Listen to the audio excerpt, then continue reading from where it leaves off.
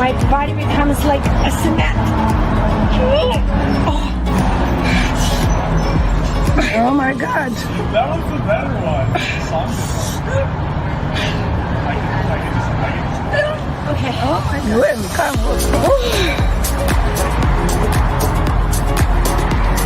It's like magic. Literally like magic.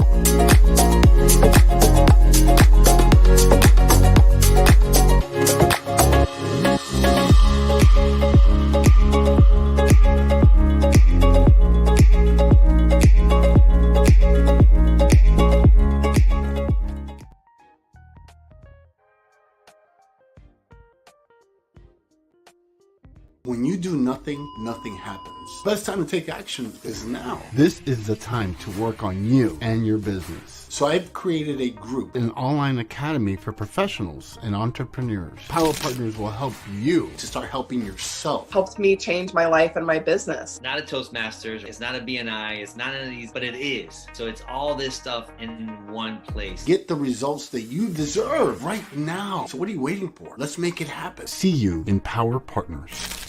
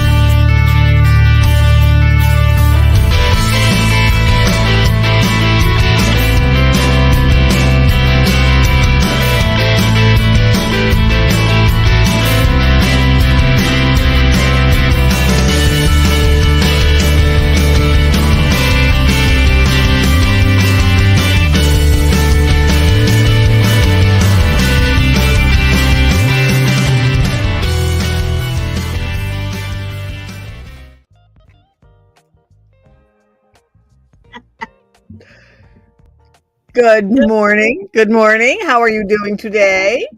It's a good morning. Good morning. It is a good morning. It is a good morning. It's sunny, not warm, but sunny. It's sun. Well, yeah. You know what? I'm not even going to complain. I know it's warm because it could be, especially in my neck of the woods, because I'm in Wisconsin. We go from 90 degrees to below zero in like. Exactly. We dropped like 30 degrees in 2 days. Oh. We went from being in the high 80s to being like yesterday morning, it was 39 here. It's like, yeah, wow. Oh, yeah, it just absolutely dropped. So anyways, so how are you doing, Ms. Barbara? And welcome everyone to the Time to Shine Happiness Show. We are so excited to have you here. We're going to have a great show talking about why do adults stop dreaming? Do they stop dreaming like in They stop dreaming like as kids. We all knew what we wanted to be when we grew up. We were doctors and lawyers and astronauts and everything. Yeah, we would. And everything in between. Mm-hmm. But what happened? And where this came from was the other day I was listening to one of those I'll give them a plug, Above Inspiration on YouTube. And they just put out these wonderful videos. And one of them was, why do we stop dreaming? Because they do the research showed that kids up till the age of like 4, it's like everything is possible. Yes. Yes. There's no limits. Anything is possible. Everything comes out of their mouth, no matter what they're thinking. They have no filters. Anything, yeah. Out of the mouths of babes. They have no filters. So what happens is we get sucked into what's norm, what's the normal, what's accepted. And what it brought it to mind a little bit this morning, I'll tell. I was putting on my lip liner. Okay, I'm 73. You know, I'm 73 years old, and I as I was putting on my lip liner, it came to mind something that happened to me when I was in grade 3. I was grade 3 or 4. I think it was grade 3. We were doing a project that we were going to make a film about on the Snow White and the Seven Dwarfs. So all of us, they gave us all a picture and that we had to color. So we all got to color a picture, and then everybody of a scene in this film that was going to be on Snow White and the Seven Dwarfs. Well, I got to color Snow White. Oh, And wow. I was coloring her skirt. Okay, grade 3. How old are you? I mean, you might not be the best colorer in the world. Anyways, so the teacher came along and said, Barbie, you're not doing this right. You have to outline the skirt and then color and make sure you don't go outside the box. I was devastated because I thought we were all supposed to be doing our own work, and she was telling me I was doing it wrong. What got me though this morning, I was putting on my lip liner and that memory came up. See how that stuck with you? Yes. How things from our childhood stick with us. And I think that is what happens to people. We get sucked into all the responsibilities and the obligations, as we get older. And have you ever said, I know I have, what is coming up so often that I hear people, oh, I just don't have the bandwidth to do anything else. Have you said that or heard anybody else say it? Yeah. Well, I don't have time. I don't have the bandwidth. I don't have time. This is not, it's the list. I'm so busy. And, if I hear one, I'm so busy, I'm going to scream, Barbara. Yes. I'm definitely going to scream because I feel like when you put that out there in the universe like that, that you're already limiting yourself. Exactly. It's like a buzzword or something. It's like, or people say it for you. And that's what I don't like either. Yeah. Oh, Barbara, I know you're so busy, so I don't want to bother you with that. Okay, now you just close the door on some kind of opportunity that could have happened. Right. No. Yeah. And a friend of mine said that to me one day was, oh, Barb, you're so busy. And I turned around and I looked at it and I said, you know what? It's not that I'm busy. I keep myself busy. But if something comes up that I want to do, I'll drop everything to go do it. It depends on what it is. Yeah. Depends. So always just offer. Yeah. And then if I can do it, great. If I can't, I'm going to tell you honestly, hey, you know what? I don't have the bandwidth for that. But at least offer. People are getting so used to hearing I'm busy or oh, you're so busy that they're stifling any future dreams. Yeah. Yeah. So one of the things that it's like we have to set a priority to set it's all in time management. Yeah. I mean, and I'm the not totally great at time management, but I truly believe that if we set dream time, even if it's just 15 minutes a day, and then make it a priority to just sit and let your mind go wherever it wants to go. Even if you do set a timer, that is sometimes where I get the most absolutely inspired ideas of things to do and things to talk about. Because that was in your dream. And you know what? In my dream time. I'm sorry to interrupt, but I mean, I was going to add, maybe to add to that when you're doing the dream, you're thinking about certain things you want to do. I think we need to add like what kind of resources that could go with that dream. Because I think sometimes that kind of stops us from the dream too. Because we're like, okay, I had this dream. I would like to do this, Well, no, because I don't have the resources for it, or this might but that's where people come in, places, exactly. To say, you know what, why not do this dream? But there's another person, Barbara Ellison, I'm using an example, that I can bring into this and see if she's available to do whatever that might go with your dream. Right. Like, okay, like as a kid, I always wanted to be on TV. I thought it would be just a fun thing. And here we are all these years later because you called me and said, gee, you know what, Barb, I'm thinking of, would you like to do a show on happiness? I would love to do a show on happiness. And here we are. We're in our 4th year. Mm-hmm. And we are doing it and bringing on great guests like our guest that's coming on. But I think so much what happens to people too is they give in to the fear of failure. What if I try that and it fails? Yeah. Well, you know what? I'm sorry, people, but failure is just feedback. Just Okay. That's all it is. It's just a way of finding out that whatever it was that you were doing doesn't work. Go on to the next thing. See, go to the next person. Ooh, what do you have an idea for this? Whatever this is. It's like Thomas Edison. Thank God we've talked about him many times. Thank heavens he didn't quit.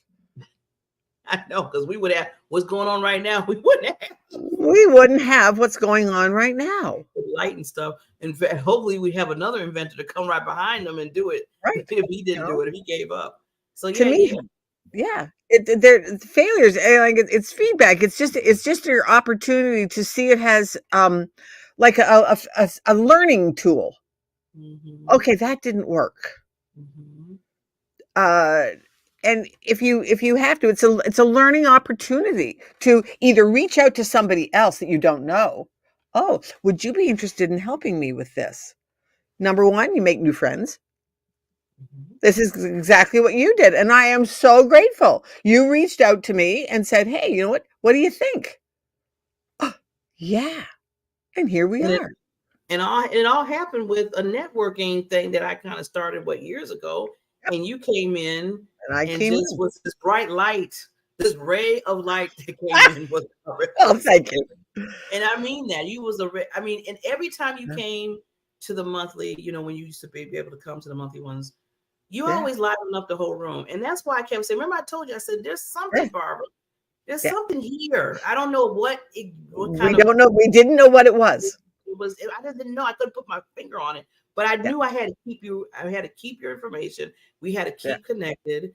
And then when I started seeing you online and doing your lives, because you were doing that consistently and stuff, I said, there's still something that I need to. There's something there.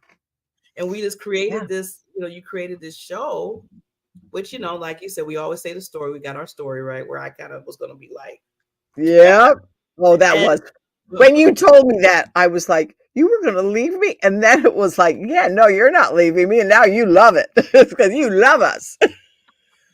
I love the BBs. And people love the BBs because they say, oh, the BB show. I was like, wow, we're like a brand name. We're a brand name. So, exactly. And just to let people know, because, we need to tell, because I want me to tell a little bit about what you do too. That's part of, people understand what we do. So with me, I'm all about the visibility, making people show up. Yeah. What they do, they're genius. Some people be like, oh, you're a brand person. I said, well, if you want to call it a brand, I said, my biggest thing is to push you and move you in front of people, camera, whatever, how it happens. So as you know, a few weeks ago, we officially launched. Yes. I'm going to say we, because I look at us as a team, Barbara. Right. Yep. The Diamond Factor Network. It all started from one Facebook show that I created first. And then Time to Shine came in. Well, that time was Happiness 101. Happiness 101. We've come a long way. And then I had some other people say, oh, I think I want to do a face. So it was starting to gather around. Yeah. But I always said, now this is going back to your dream thing now, Barbara, in a sense. Right. So I said, okay, how can I make this better? Right. Get to the next level. Right. So then I found E360 TV, a platform that basically you can put your show and they stream it to different other streaming, like Roku and stuff. So I said, ooh, more visibility. So that was in my head. More visibility. Right. So I brought in my show. Now, Time to Shine wasn't there just yet. We were still just doing our regular show every Tuesday. And then I said to myself, okay, I'm talking about visibility. I'm talking about we want to increase. Me and Barb been doing this for years at the time. let's bring the show under the umbrella. So 360 with this, we stayed on, and then I got approached. I'll never forget that day I got approached. Said, you got all these shows like dingling around here in E360. Have you ever thought about just having your own channel under us? I'm like, oh, that sounds kind of huge. Now that's where the fear came in. See? Fear, exactly. I want to be vulnerable here. That's where the fear came in. Like, oh no, that's like a whole nother level now. And I'm going to bring another show. I was like, I have content. I got my little 4 shows. I'm good. In my mind, I'm like, we're good. Yeah. Me and Barbara's good. Me and at that time, Barry was we were good with our little shows, right? We were good. But then the little voice, which to me is God, because we got fear of women, said, okay, you just said, Barbara, this is how God talks to me. Everybody has a different auto tone when it comes to God talking. Mm-hmm. My God was like, didn't you just say you want to increase visibility for people? Yeah. What are you doing? I mean, basically, exactly. You got opportunity here. Go for it. So I was like, okay. And then I think about it. So you know what? Because if I go for it, I went thought about what you said. If you fail, what? You learn. Yep. It's feedback. It's just okay. Well, maybe we need to tweak, or it gives you an opportunity to tweak. Yeah. Or get more learning, or ask some people questions. I mean, there's always a way to strengthen it, right? And I did all that, Barbara. I did ask the questions to the president. Yep. I asked the question of the people that had shows. I did my research. I mean, I really wanted to make this work. Ever since God was like, "What are you doing?" So I was like, "Let me do what I need to do." And here we are now. We're on a whole nother level. Officially a network. Officially a network, which I have so many openings for people that want to do their own show and get their own visibility and increase their own level. So saying all that, did I have that dream way at the beginning? Yeah, it's but the possibility, and I kept going down that road with the possibility with that. And I'm not, like you said, I know you're in your 70s. I mean, every time you say your age, I'm like, I want to be you. I want to be you so bad with that. So I'm in my, late 50s now. And, so most people be like you said, up in that age group, like 50 and up or whatever. They're like, well, my time is done. I was going to keep doing what I do until whatever, retirement, all that kind of stuff. No. I just told you her age. I'm saying my age. And we're still dreamers. Yes, we're still dreamers. Exactly. Yes. And there's so many more dreams out there and more possibilities of dreams out there now. Mm-hmm. The opportunities, because we are on a platform that people can watch from around the world. Yes. Do not tell me that there's no opportunity here. Thanks for technology. Thank the Lord for technology. But I think what happens sometimes, people have they're socially conditioned to I can't do that. Yeah. Those are some of the worst things that people can ever say is, I can't do that. Or my other that I hate hearing is, I already know that. Oh, see, don't get me started. That's another pet peeve of mine. Pet peeve. I want to because when you do that, you close yourself off to learning. I be wanting to battle people with that so bad. Barbara, I have to contain myself. So when we get together, because we are going to get together, we're going to finally get together like in person. Yeah. It has been a while. Look at me and say, Barbara, you're going to be okay. Just tap me on the shoulder. You know that already. I'm like, I think what happens is so many people, they have this big dream and then they tell someone who might not be the best person to tell because they have no vision. It's just like and so then they look at you and say, that's just unrealistic because they can't see it. So if somebody says that to you, turn around and look at them and say, says who? Says who? Who says it's on you? Who are they? What are they? I can remember growing up with them. Well, what are they going to say if you wear that?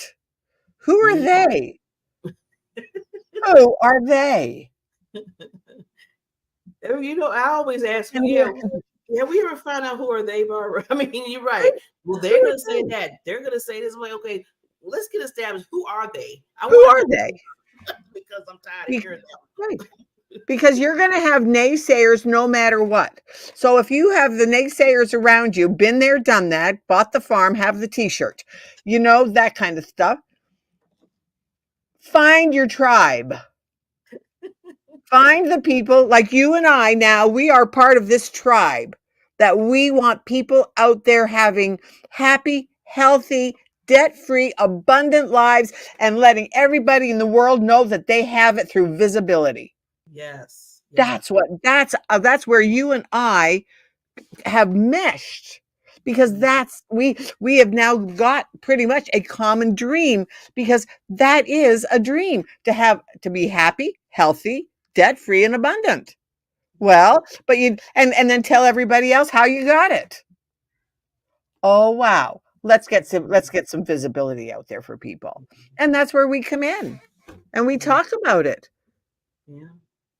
I every time I hear going back real quickly because that pet peeve of mine too. When you said, "Oh, I know you already," I know. I'm always forever. I learned from a 5-year-old the other day. Now you'll laugh at this, and I know. Oh yeah. After this, we'll bring on our wonderful guest, our Queen Mary here. I learned from a 5-year-old. Now,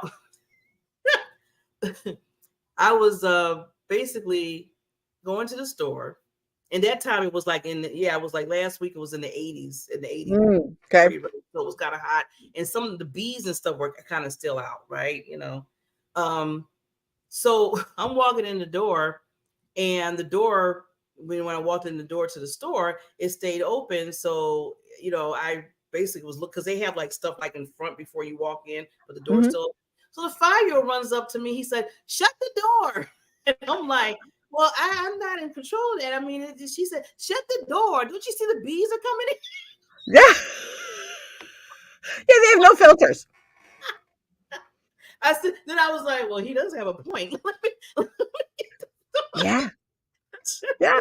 Just try to shut the door. Exactly. So he didn't understand that, it takes time, right? It takes time. In his mind, he's thinking bees in, doors open, Yep. And he's looked at me like I had control over it. He's like, "Shut the door." I know. And out of the mouths of babes. Kids say the darndest things. And you know what? The thing is, kids remember. Yes. I had this little girl a week ago. And she looked at me and and I wear bright lipstick. She said, "Oh," and how is she? I think she's 5. And she said to me, she said, "Oh, you have such pretty lips and that's a pretty color." And I said, "Well, thank you so much." So that was last week or 2 weeks ago. Well, yesterday saw her again. Well, I had not replenished my lipstick. She looked right up at me and she said, "Where's your pretty lipstick? How come your lipstick's wearing off?" I laughed so hard. It was like, because from 2 weeks ago, I had told her that it was lipstick that stays on. Because when I eat it, it stays on. But you do have to replenish it sometime during the day just to put a little bit back on. But she said, "Where's your pretty lipstick?" I laughed so hard. Serious, Barbara. It's like they don't. It was so serious. What is it? What's going on here? I'm not used to this. You had the red lipstick on. It rocked her world. And we don't realize the impact that we have on children. And sometimes we don't realize they have the impact on us. Us. You have to replay and be like, wait, did this 5-year-old just, so you can't put them to the side because a lot of times they're giving you more knowledge than adults sometimes, to be honest with you. Yeah. They really do. They teaching me some stuff. But that door needed to be, she need to make sure your red lipstick on. That little boy made that sure that door because he was even trying to push it. Yes, exactly. But yeah, so we got to bring on our Queen Mary. Yeah. So She's a sweetie.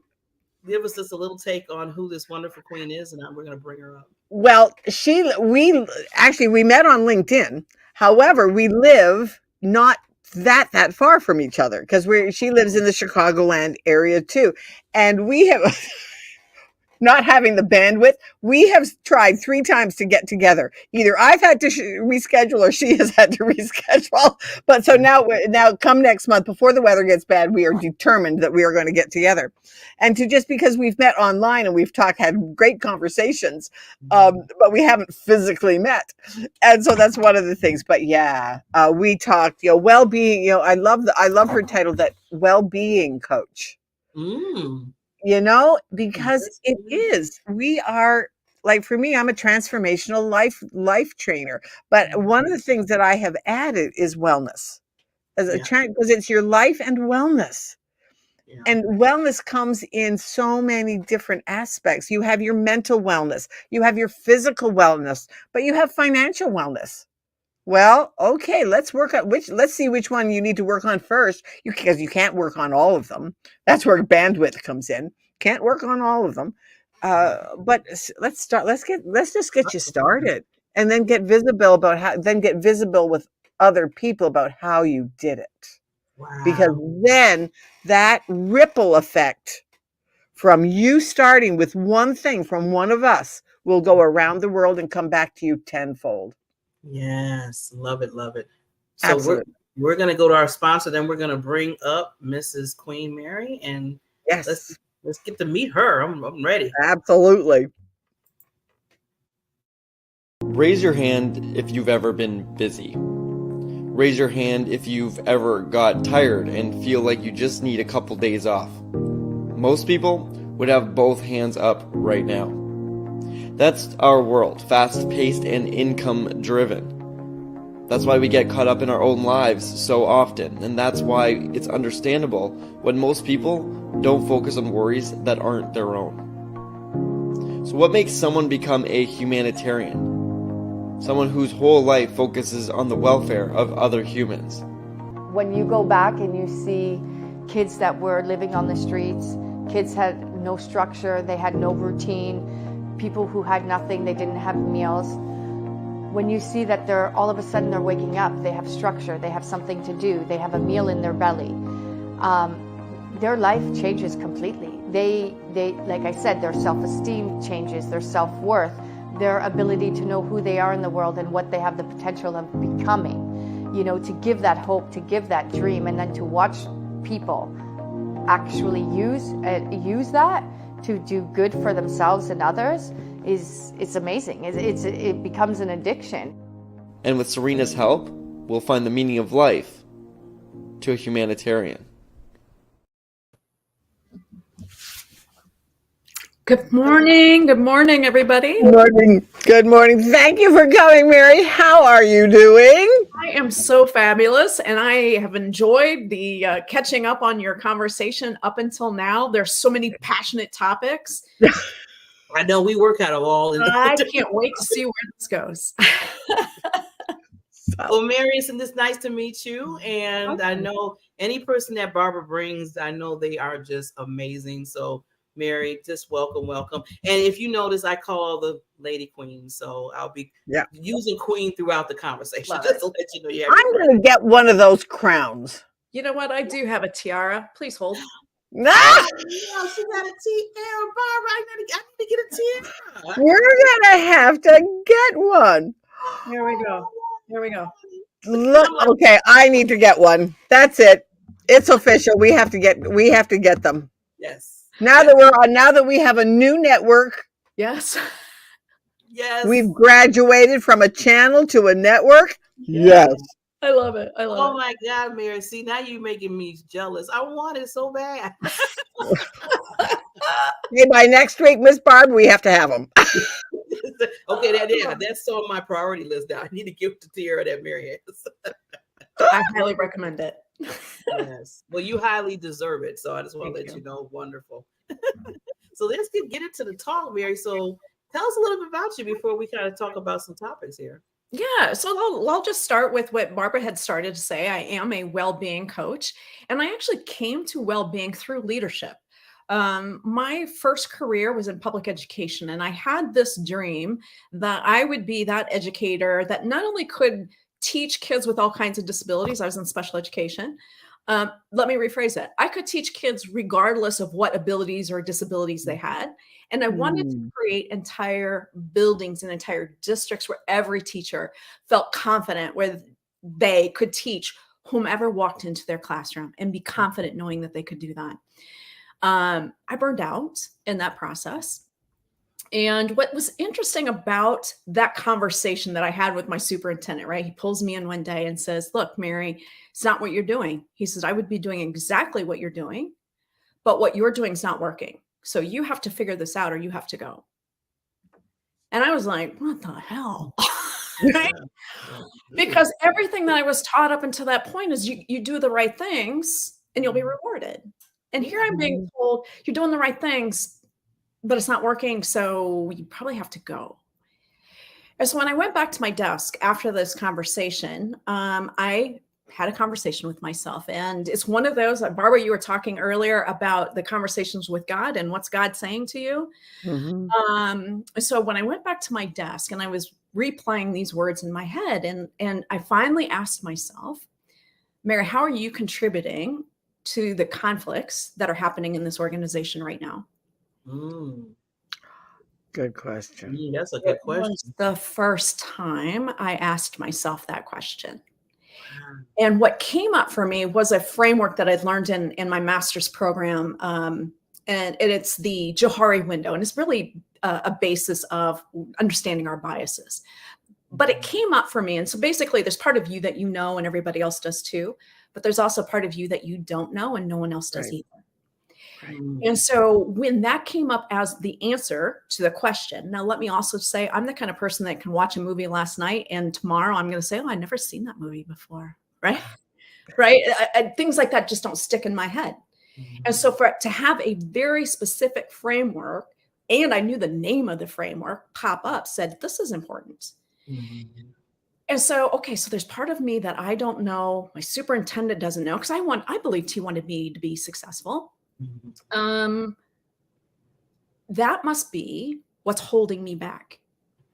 And the next thing that I literally said out loud to myself was, I wish I had a coach.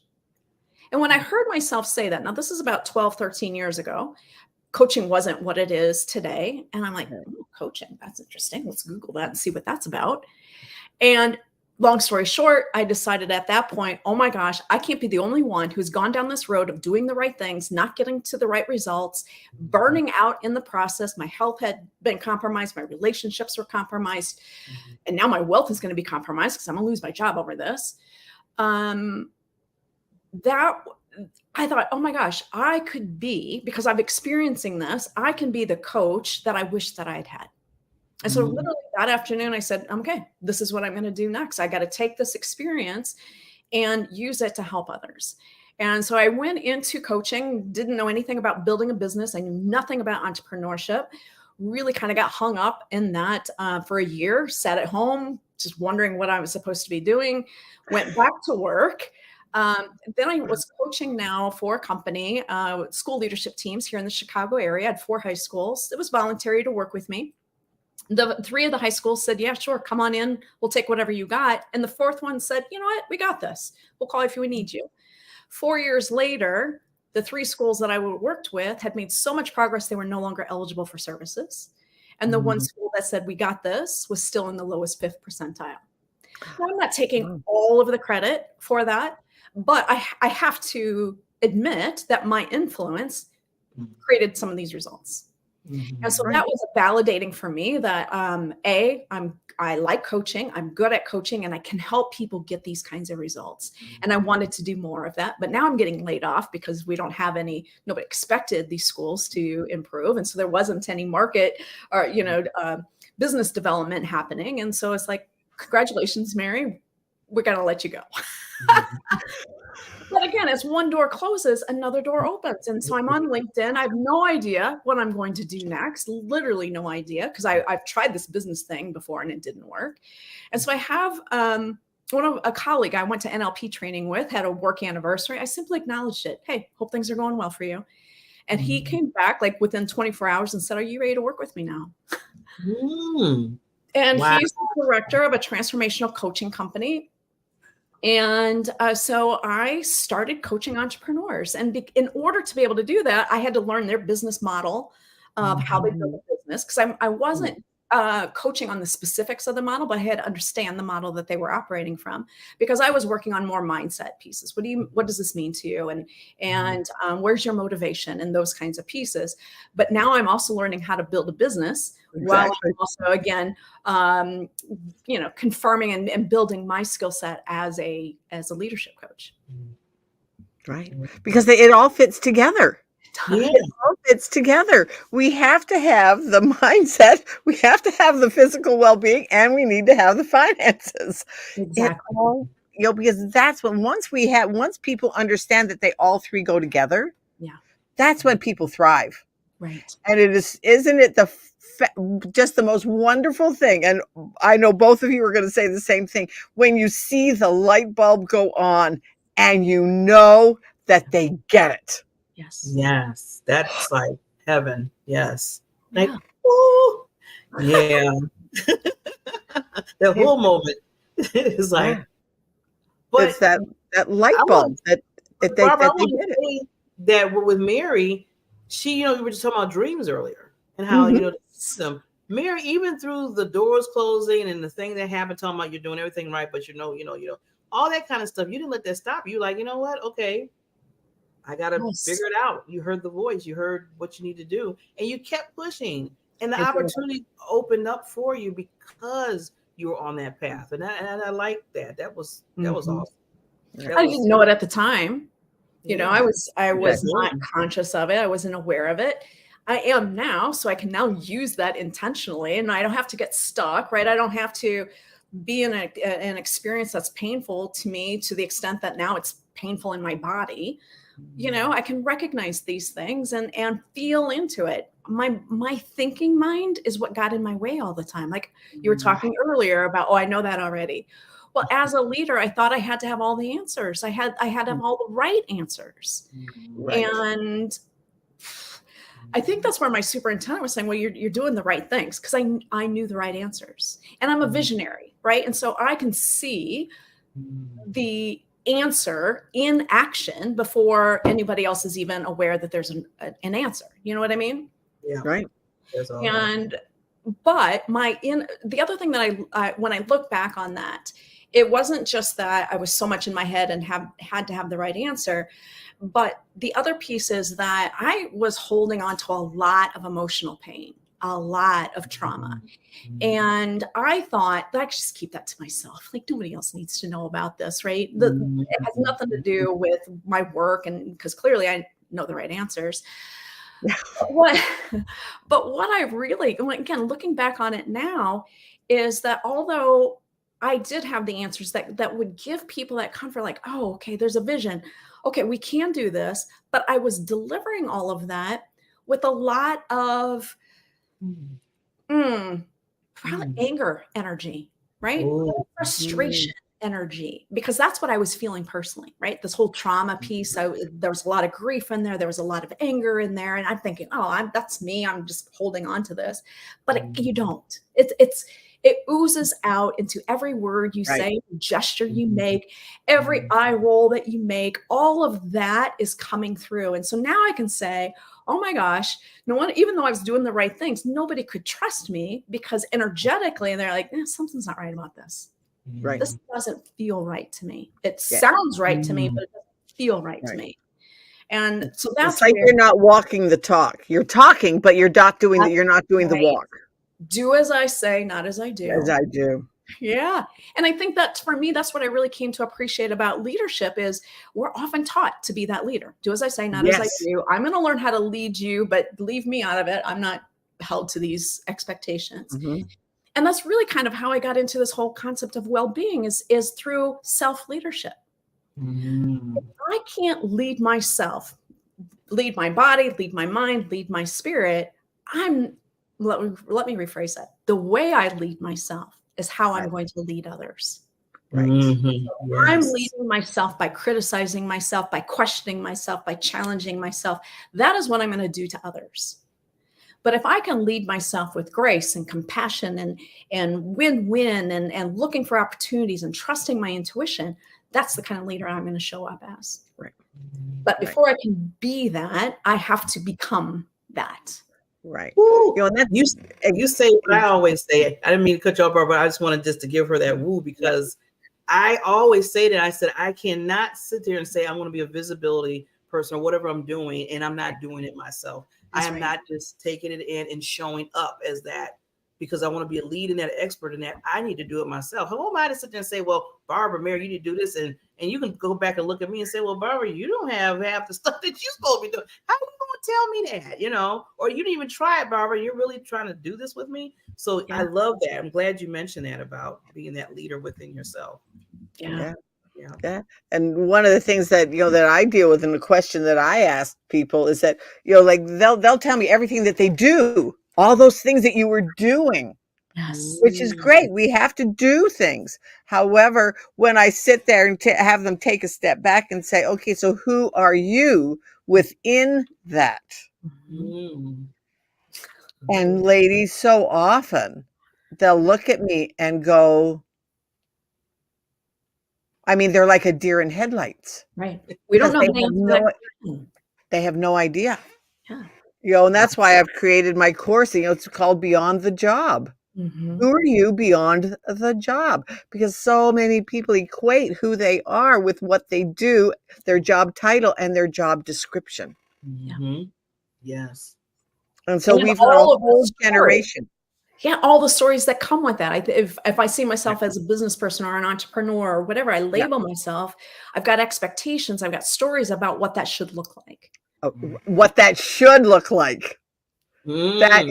That's a mic drop, people. That's a mic drop.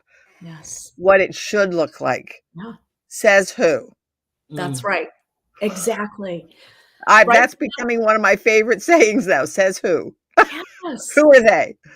Who are they again? Because as long as I'm trying to shape my behaviors to meet expectations that are outside of me, I don't know who I am. That's good. Exactly. You're right. So true. So true. That's so why you got a tear on. I think right. So what we've been taught is to look outside of ourselves. What's expected of ourselves? How do I shape myself into that? Because this is what I want.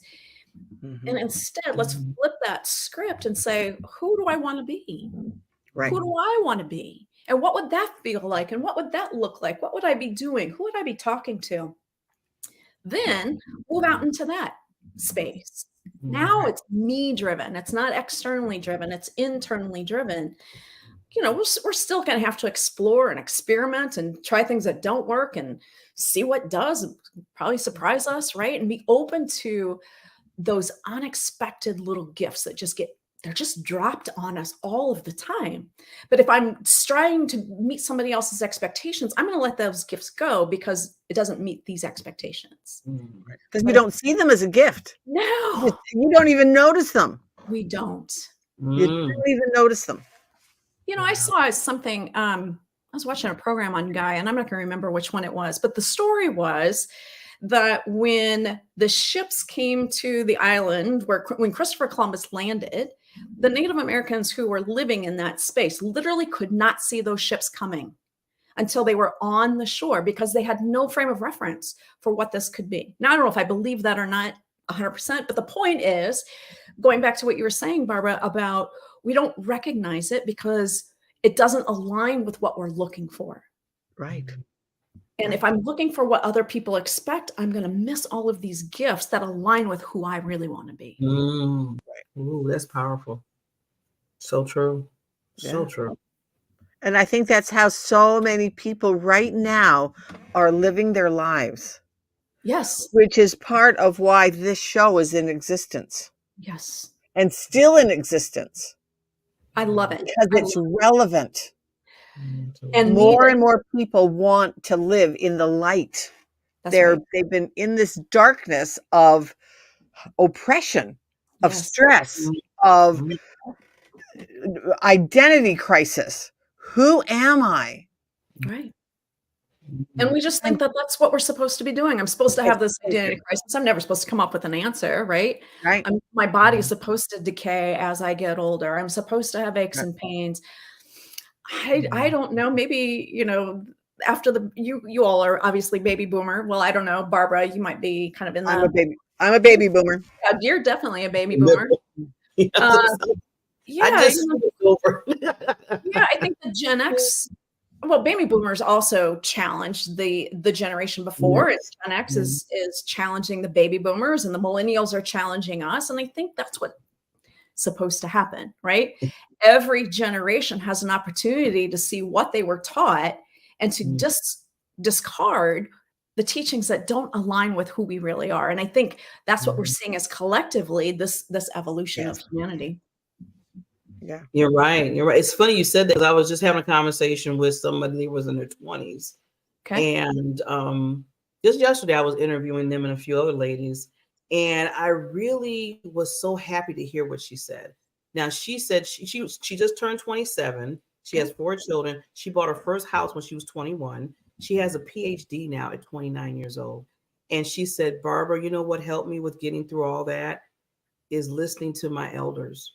Really sitting down and listening to their stories and what they went through and what they dealt with and what they learned. And I sat there, I almost cried, because I said, do you know that you just gave me hope for the future young people in this world? Because most of the time it's always the opposite. Well, I know that. I don't need to hear what you got to say. I mean, it's just and the list goes on, right? So you're sitting there like, okay, I've been through that. Why don't you? I mean, you don't have to listen to everything I have to say, but why you got to go through the same bumps that I did? I'm just trying to tell you, don't go down that road, because it's not a good one. And she was just sitting there saying, but I listened to all of that. And she said 80% of it, I listened and did what they told me to do. And that's why I was able to buy a house at the age of 21. She said, that's why I'm financially stable right now at the age of 29. I mean, it was just boom. It just really was awesome to hear that from a person in their 20s, and saying that they're listening to us to a certain extent. Yeah, powerful. And one of the things, Mary, I just loved what you said, because I was listening to a thing on what's the newest generation? Z, I think. But they're just coming into the workforce. Yes. And they've got all of these companies that are leading these young people the way that you were leading in your previous, before you woke up to the reality. Yes. And so now we've got this next generation that's coming into the workforce, and they're not being taught to know who they are. They're only taught to do what they do. This is what you're going to do. And if you need help, well, you'll go find out the answer. Well, we have to lead them. We have to share with them, let them go within, because the answers are not out there. Some of them are, yes, absolutely. But most of the answers start in here. Yeah. And the ones that really matter. Yeah. The things that matter, that give you your life and your being, and refreshes your soul. And I always say, it's like, I want your soul to sing. Yeah. And when your soul sings, everything else is okay, because you'll get through it. That's right. Rather than checking into drugs, alcohol, inappropriate behavior, whatever, or suicide, because they don't know how to make that transition. And we're out here to help them. I think that is one of the biggest things, that when you get people like us that we're talking about it, this is a necessity. It's becoming an epidemic of companies that are finally, hopefully, starting to realize that they have to deal with the person, not just the job. I see that coming more and more. And as any kind of evolution, I see the resistance as well. Oh, absolutely. Just last week, I was at a webinar about conscious culture, and I'm like, this is really exciting. Like, this is something I've been passionate about since I did my doctorate. And so I was really excited to show up for this and see what is it that I can glean from this. And what I heard from the presenter, well, I kind of set him up for it. So one of the prompts was, how would you know that a conscious culture was in place. And I said, well, I think I would know by the way it felt. Now I'm a kinesthetic person, and I take in a lot of information about how do things feel. Right. Now, it must have just hit a nerve with this guy, because he jumped on that and he says, no, it's not about emotion. It's not about how you feel. We are over caring. We are over compassionate. And for the rest of the half hour, continuous examples about how over compassionate and over caring we are, and that we really just need to lay down the law and let people know what the expectations are and hold them to those expectations and move them out if they're not right. And I'm just thinking, holy crap, this is not in alignment with my definition of a conscious culture at No, exactly. at all. So, I mean, I don't have to, and then I'm going into my, well, Mary, do you have to be right about this? And it's like, I don't need to make this person wrong. I'm not naming this person, right? But it is a contrast for me, right? So this is, we learn through contrast. This is how I would not define a conscious culture. And I think that, if we think that kindness or caring means that we allow people to disregard themselves or dishonor themselves, that's not caring. We're labeling enabling as caring, and that's not what caring is. So maybe sometimes parts of this is the language that we're using, right? We're enabling. Let's say we're enabling versus we're caring for them, because that's not true. To care for them and say, these are our expectations, and here's why this is what we expect. So what is it that I can do for you to help you either meet these expectations? Or if you're saying, you know what, I realize now that these are not what I want to do, let me help you find a place where you can, right? A place that is going to be more in alignment with you. I think that is kindness. I think that is gracefulness. Meeting people where they are, understanding as an organization, this is where we are. And if there's not a match, nobody's right, nobody's wrong. It's just fit or not fit. Not fit. Yeah. Wow. We're talking so much. I was like, our time. So that means we got to bring Mary back, right, Barbara? We'll have to come again. Well, this is so much fun. This was really fun. And next time we really have to make sure we get you back on, because the conversation is amazing. People need to hear this. The tiara we got to get the tiara, so all three of us have it. And we have to match up here. So with that, Mary, thank you so much, lady. And Barbara, I want you to close out, but I want to make sure people get your information. So I just want to put it on the bottom here. Please reach out to this wonderful, wonderful queen, queen. And you see, just the conversation we had, it's like, I want to get into her orbit. I want to get into her world quickly. So this is how you can reach her. And we will be on next week. But Barbara, you have to say what you have to say, lady. We're on a mission to make happiness the norm rather than the exception, because I'm speaking to you, audience. You deserve to lead a happy, healthy, debt-free, and abundant life. You deserve it. And all you have to do is reach out and find out, if you don't have it, find out how to get it. And that's where we come in. Reach out. Coaching, see what you're looking for. Find what you're looking for. Be open to an opportunity. It's so important. It'll change your life. Undoubtedly. Yeah. Well, that said, that I'm not adding none to that, because that was beautiful. We'll just see you next Tuesday, and we'll get Mary back. So I love it. Thank you so much, ladies. This has been so much fun. Thanks, Mary, for coming. All right. Bye-bye.